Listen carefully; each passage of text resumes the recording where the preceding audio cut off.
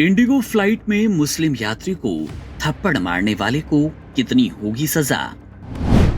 Video देख आपको भी आएगा गुस्सा। मार क्यों रहे हो? मार क्यों रहे हो?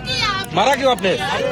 मुंबई से कोलकाता जा रही इंडिगो की उड़ान 6E138 के भीतर का माहौल उस वक्त तनावपूर्ण हो गया जब एक अप्रत्याशित घटना ने सबका ध्यान अपनी ओर खींच लिया। असम के कछार जिले के रहने वाले 32 वर्षीय हुसैन अहमद, जो कि शायद पहली बार हवाई यात्रा के रोमांच के साथ घबराहट यानी पैनिक अटैक का सामना कर रहे थे, अपनी सीट से उठकर गलियारे में आ गए।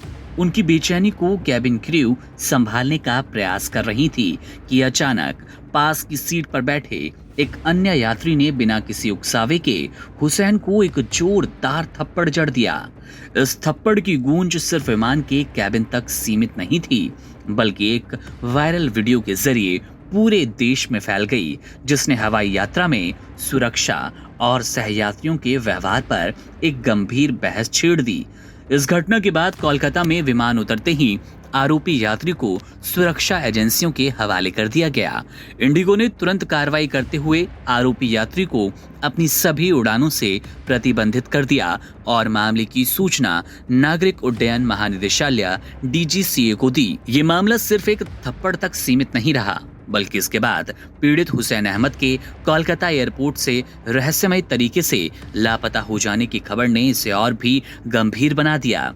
हालांकि बाद में उनके असम के एक रेलवे स्टेशन पर मिलने की सूचना मिली। इस तरह का कृत्य विमान के भीतर एक गंभीर अपराध माना जाता है और इसके लिए कई कड़े कानूनी प्रावधान हैं। नागरिक उड्डयन महानिदेशालय DGCA के नियमों के अनुसार विमान में उपद्रवी व्यवहार को 3 स्तरों में बांटा गया।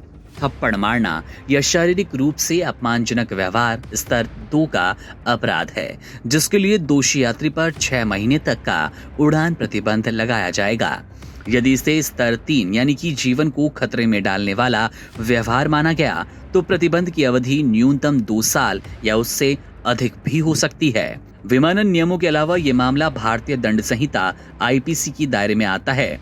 आरोपी के खिलाफ IPC की धारा 323 यानी कि जानबूझकर चोट पहुंचाना के तहत मामला दर्ज होगा, जिसमें 1 साल तक की कैद या जुर्माना दोनों का प्रावधान है। इसके साथ ही धारा 352 आपराधिक बल का प्रयोग, इसके तहत भी कार्रवाई संभव है, जिसमें 3 महीने की कैद या फिर जुर्माना होगा।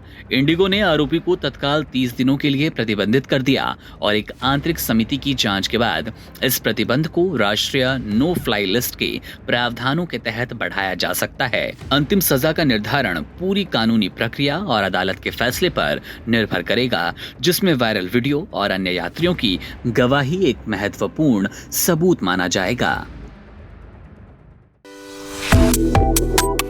Subscribe to One India and never miss an update.